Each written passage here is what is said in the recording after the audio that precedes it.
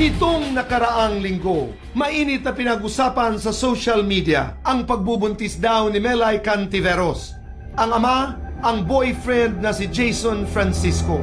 Ngayon, haharapin nila ang bayan. Tutuldukan nila ang pinakamalaking katanungan. Ang biggest pasabog ngayong linggo. Melay at Jason, The Buzz Exclusive. Melay, diretsang tanong. Ikaw ba ay buntis? Positive na positive. 2 lines over kabuntis to the boy. Are you happy? Very, over na parang talaga studio audience. Sobrang pagka-happy nito boy. Nung nalaman ko talaga yung parang, nalaman ko hindi talaga ako kinabahan. Kasi gusto naman talaga namin talaga ni Jason. Sinasabi lang kunwari namin na, ganun-ganun. Pero nung nagbalikan kasi kami, parang gusto na talaga namin i-level up yung aming relationship. Kasi ako, Tito Luis, sabi ko nga, naman nasa BBB kami, 21 years old kami. Sana 25, napapag-usapan meron tayong baby. Sino ang una mong tinawagan? Palagi na ako nilalagnat. So, nagpa-check up ako. So, doon ko nalaman na positive daw. Nakot ako, ano positive? Positive daw na buntis ako. So, mag-aaway pa kami noon. Tapos, sinamahan niya na ako. Nung sinabi ko sa kanya, talagang nawala ang kanyang pagkagalit. Yay! Kasi bigyan na siya, tapos na gano'n. Ano to? Minus. Sabi ko, minus. Equals. Sabi ko, di ko alam. Kala ko kasi pagka buntis, positive plus. Kasi yun lang ako lang dyan. Sabi ko, ano to? Buntis ka? Tapos nag-happy na naman. Buntis yan. Kasi dalawa daw ganun pala pag buntis.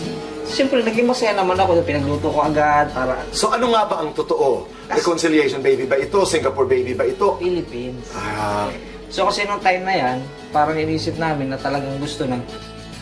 Nung uwi daw ako magbuntis kasi nga sa hagdan, nakalimang hakbang na siya, sa isang hakbang pa lang ako. tama sila bang ipagpupunta? Masela, tapos yung alam mo yung masela na, yung ina pa, sobrang OA, kakain.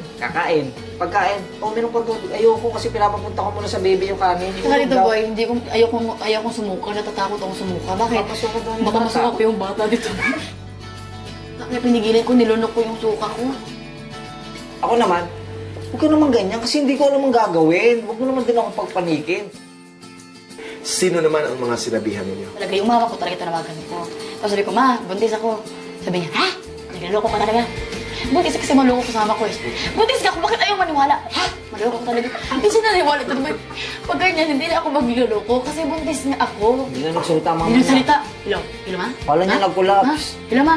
Sabi niya, hindi na tayo magpa-renovate ng bahay. Kasi magpa-renovate ako na ba? Siya, okay. Basta ano, okay ka lang dyan? Okay naman siya. Happy naman siya. Ikaw, ang dahilan kung bakit ka umuwi nung isang linggo sa Mindoro ay para kausapin naman ang mga magulang mo? Or did you call them na at sinabihan na buntis si Melissa? Yung papa niya. Yung tatay ko, nalaman niya sa yung masa. Lumuwas na lang kami ng Mindoro. Ang reaksyon ng pamilya mo? Masaya naman. Kasi lalo ang lola ko, masaya nanay ko. Do you worry about what's gonna happen? Paano ang inyong mga trabaho? Kasi kami naman dalawa, meron naman kaming, syempre sa katagalan din namin sa showbiz, meron naman kaming savings, pero hindi naman siya sobrang ganun kalaki. Pero para sa amin, alam mo yung content, kasi kailangan ko muna 3 months muna, mabuo muna siya na maging stronger siya bago ako magbabalik. Ako, parang 25 years ang buhay kung binigay ko sa family ko. Pero alam mo, inisip ko, ito, magkaka-baby na ako. So para in-expect ko, siyempre, ang pera nauubos na. Na isusulat din na ikay magtatrabaho sa ibang bansa. Ano ba ang totoo, Jason? Almost 5 months ako na walang trabaho. Puro guest lang. Wala talaga yung... Okay. Tapos yan naman yung kahit pa paano, may naka-line up na pala na para mga serye din. Hindi naman natuloy. Nagpapasalamat nga ako. Kaya sabi ko, nag-once na ulit ako. So nag-i-start na ulit ako. Salamat kay Sir Deo. Si Sir Deo yung... Salamat. Kasi parang bibigyan daw ako ng second chance. Sabi ko, sobrang malaking pasalamat ako. Sabi ko, kasi alam niyo dito ba yung pag-seaman, pumunta ng abroad, fallback ko yan eh. Fallback mo yan, pero ang gusto mo talaga ang mag-artista. Gusto ko na. Basta sabi ko, kasama siya. Na nakikita ko din siya na parang siya yung nagbibigay ng lakas ng loob sa akin. I mean, kahit pa sabihin ko kagaya niyan, na para mabubuntis siya, so ako muna yung mag-work kung may ano sa akin, ganyan-ganyan. So what happens to that? Pareho kayo breadwinners. Yung last year, nagpaparamdam na ako na nagbalikan na kami ni Jason, ay nung mga nagbalikan na pala kami, nagpaparamdam na ako sa kanya. Sabi niya, bakit mag-aasawa ka na ba? Sabi niya, naramdaman na niya. Sabi ko, hindi naman, pero paano kung darating sa panahon na gano'n siya? Okay na naman, Day, basta patapusin mo muna yung kapatid mo. Eh ngayon, yung Tapos kapatid ko na, kasi, puro lalaki naman kapatid ko. Tapos binigyan ko sila ng chance na, kumbaga, na mag-aral din, yung iba nakatapos din. Inisip ko naman, mga lalaki. So kaya naman mag-survive niya. Siyempre, lola ko at nanay ko. Pero nga nung umuwi ako, sinabi ko sa kanila, noon, dahil hindi naman ako artista, nakaka-survive naman tayo, di ba? Naparanas ko din sa kanya yung kanila yung magandang buhay. Tanong, kayo ba ay magpapakasal? ang napag-uusapan na namin, Tito Boy. Pero ang plano, pagdating na lang doon sa Jensen, kasi napan Ini-meeting ko yung kasi Kasi mama niya siyempre dalaga, nag-iisa, tsaka lola niya. Siyempre gusto simbahan. Sa amin din gusto simbahan kasi Boy, sabi ng mama ko, Oo. okay sa akin, basta papuntahin mo sa Jason dito at kailangan makakasalan ng madaling panahon. Kasi Paano nangyari ang proposal? magising ko, Tito Boy, pinamumog niya ako. kasi ako parang nag-remind sa kanya mag-toothbrush eh. Oo, Ang last buntis, Tito Boy, week. tamad talaga mag-toothbrush ang buntis. Okay. Sa totoo lang. So sabi niya, magmumug ka. Kahit di ka buntis, tamad ka. Nagising ako, nagmumog ako. Pagtingin ko dun sa salamin sa CR, mayroon doon I love you, God. Will you marry me? I love you are my dream girl. Oh. Tapos sabi ko, Trap! Hindi na ako nakamumog. Tapos tinabihan ko siya sa kama. Sabi ko, tapos tumalikod siya. Tapos sabi niya, binigay niya sa akin yung kahon ng singsing. Hindi, sabi Ito, boy, ko. kahon ng singsing. Sabi niya, pagbukas ko walang singsing. Sabi niya, yan na lang muna kasi wala tayong pera naman na wala ako. Pero maya-maya pala, kinuha niya at binuot niya. Oh. Pero umiyak na, Tito Boy, doon ako na-touch. Kasi dapat ako umiyak, diba? Bakit ka umiyak? Kasi sa totoo lang, siyempre kung ako talaga sabi ko mayaman ako, marami akong pera, ganyan-ganyan, ibibigay ko talaga lahat sa kanya. Naiyak din ako sa presyo. Mahal din. Ayun, dati binibigay ko sa kanya 1.5, 2.5. So this time, gusto ko naman mag-level up ako. Pag mahal mo, pag-iipunan mo, tapos Tama. bibigay mo, doon ka maiyak din. Ay, maiyak ka man sa presyo, maiyak ka man. Pero higit na napasaya mo siya. Kayo ba, at this point, pinag-uusapan nyo na halimbawa kung lalaki may pangalan, kung girl may pangalan? Sabi niyo, leptospirosis yung sabi ko. Kasi yung una si dengue. Pero siya, pala siyempre hindi. Pangalan daw, lepto. Sabi Gusto ko pala yun. Church, niloloko ko lang siya dito, boy. Pero lagi ko sinasabi sa kanya, wag muna magplano-plano kasi kailangan muna tayo mag-pray.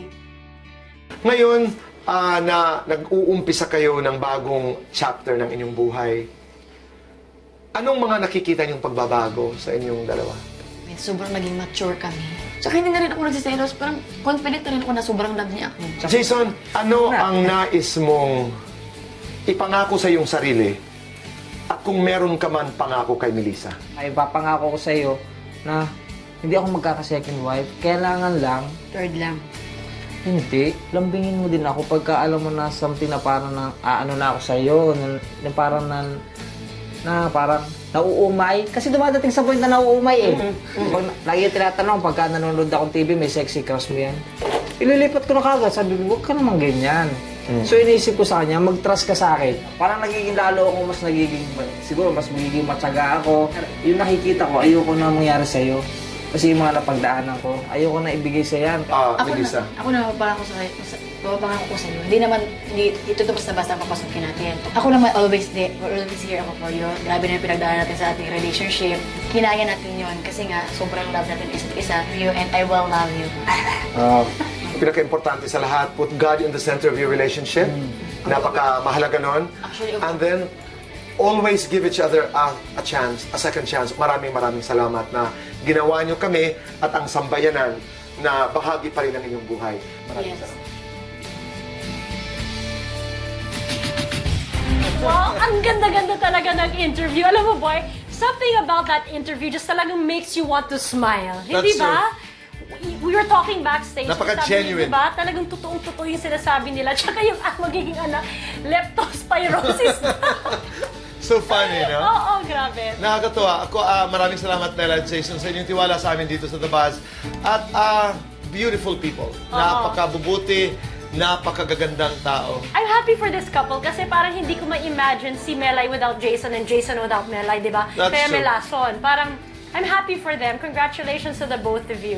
At saka ako naman, dito sa interview na ito, mga kaibigan, I discovered Jason. Si Melay, kasi I've spoken to Melay many times. So, nakakasalubong ko yan dito pag nagtatrabaho.